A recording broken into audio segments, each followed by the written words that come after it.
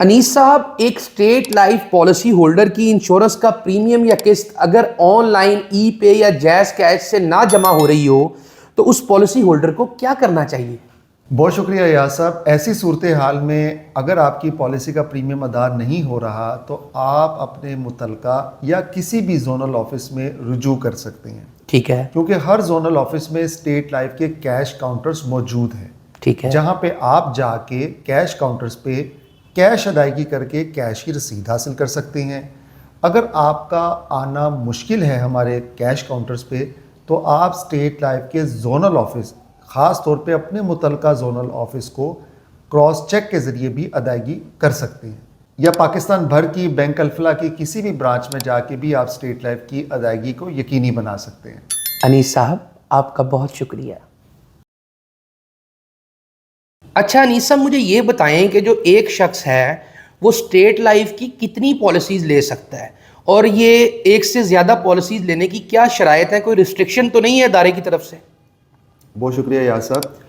آپ کے پوچھنے کا مطلب یہ ہے کہ جیسے ہم بینک میں اکاؤنٹ اوپن کرواتے ہیں، جی تو ایک بینک میں آپ کتنے اکاؤنٹ اوپن کروا سکتے ہیں؟ سم ٹائم بینکس جو ہے وہ ریسٹرکشنز لگاتے ہیں کہ آپ نے ایک وقت میں ایک اکاؤنٹ اوپن کرنا. جی ایسے ہی ہے. تو اسٹیٹ لائف انشورنس کارپوریشن میں ایسا بالکل نہیں ہے. اچھا.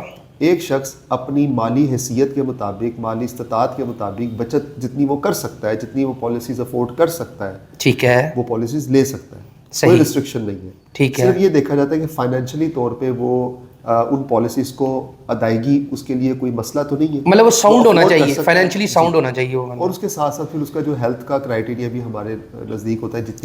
جتنی وہ بڑی پالیسیز کی طرف جائے گا پھر ہم اس کا طبی معائنہ بھی کرواتے ہیں. اچھا، مطلب کتنی بڑی پالیسی جو ہے وہاں سے طبی معائنہ جو ہے وہ لازمی کمپلسری ہوتا ہے کہ طبی معائنہ کے بغیر وہ پالیسی نہیں دی جا سکتی، وہ بھی ایکسپلین کرتے ہیں. دیکھیں، اس کا ایک سلیب ہے. اچھا. وہ آپ ناظرین کو دکھا سکتے ہیں.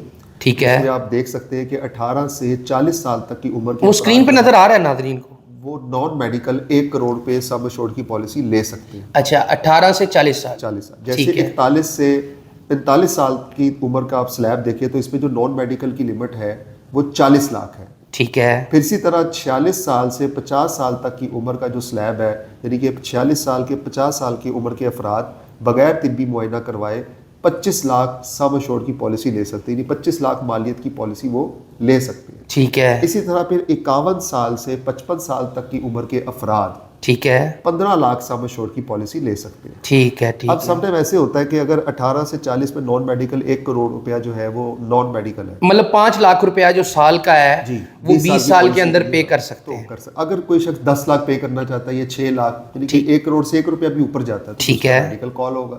اچھا، مطلب وہ 18 سے 40 کا بھی ہے تو اس کا میڈیکل ہوگا. کیونکہ سم ایشورڈ کی بنیاد پہ یہ دیکھا جاتا ہے کہ پالیسی جو لینے والا ہے اس کا ہمیں طبی معائنہ کروانا یا نہیں کروانا. اور سم ٹائم ایسے بھی ہوتا ہے کہ نان میڈیکل کیس پہ کچھ ایسی ریکوائرمنٹ لگ جاتی ہے یا کوئی ایسی آبجیکشن لگتی ہے کہ جو انڈر رائٹر جو کیس کو پاس کرنے والے ہوتے ہیں، ٹھیک ہے، وہ میڈیکل بھی کال کر سکتے ہیں. اچھا، مطلب ان کا پروروگیٹو ہے، یہ ان کی ثوابدید ہے کہ وہ آپ سے مانگتے ہیں کہ نہیں مانگتے. ہمیشہ for the interest of the corporation, یعنی کہ ایسا کاروبار وہ منظور کرنا چاہتے ہیں جو کارپوریشن کی فیور میں، ادارے کے مفاد میں ہو. ٹھیک ہے. کوئی بھی شخص اپنی مالی حیثیت کے مطابق جتنی وہ افورڈ کر سکتا ہے پریمیم کی ادائیگی، اتنی وہ پالیسیز لے سکتا ہے. صحیح. اور یہ بھی بات ملحوظ خاطر رکھی جاتی ہے کہ جو آپ پریمیم دے رہے ہیں آپ کی انکم کی مناسبت سے ہونا چاہیے. ٹھیک ہے. ایسا نہیں ہونا چاہیے کہ آپ کی انکم 1 لاکھ ہے اور آپ 5 لاکھ سالانہ کی دینے کی بات کر رہے ہیں. صحیح. تو اس کے لیے جسٹیفیکیشن آپ کو دینی پڑتی ہے، آپ کو بتانا پڑتا ہے کہ مالی ذمہ داریوں کا آپ کو اتنا بوجھ نہیں ہے، آپ کے پاس کچھ اسپیئر اماؤنٹ ہے، آپ سیو کرنا چاہتے ہیں. ٹھیک ہے. کیونکہ کارپوریشن یہ بھی دیکھتی ہے کہ جب آپ ایک ایگریمنٹ کر رہے ہیں، ادائیگی کی ایک ذمہ داری لے رہے ہیں، تو کیا آپ اس کو نبھا سکیں گے. اچھا. اس چیز کو دیکھا جائے.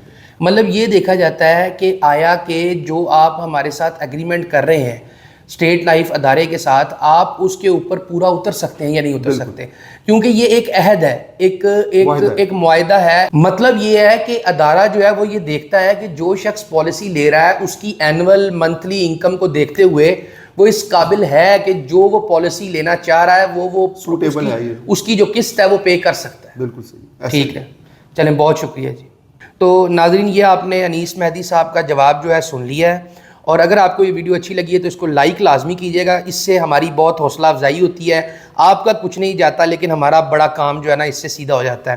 دوسری چیز یہ ہے کہ اگر کسی کے لیے یہ ویڈیو جو ہے امپورٹنٹ ہو سکتی ہے تو اس کے ساتھ شیئر کر دیجیے گا، اور ہمارے چینل کو لازمی سبسکرائب کر کے بیل آئیکن کو پریس کر لیجیے گا تاکہ آپ کو اسٹیٹ لائف سے متعلق نئی اپڈیٹس اور آفرز ملتی رہیں. ابھی تک کے لیے اللہ نگہبان.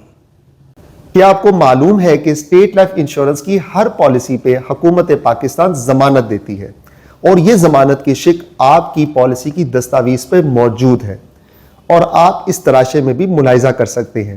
وفاقی حکومت لائف انشورنس نیشنلائزیشن آرڈرڈ مجریہ 1972 کی دفعہ آرٹیکل 35 کے تحت اس پالیسی میں درج کردہ زر بیمہ باشمول اعلان شدہ بونسز اگر کوئی ہوں نقد ادا کرنے کی ضمانت دیتی ہے. آپ کے مستقبل کی محافظ state life insurance corporation of Pakistan.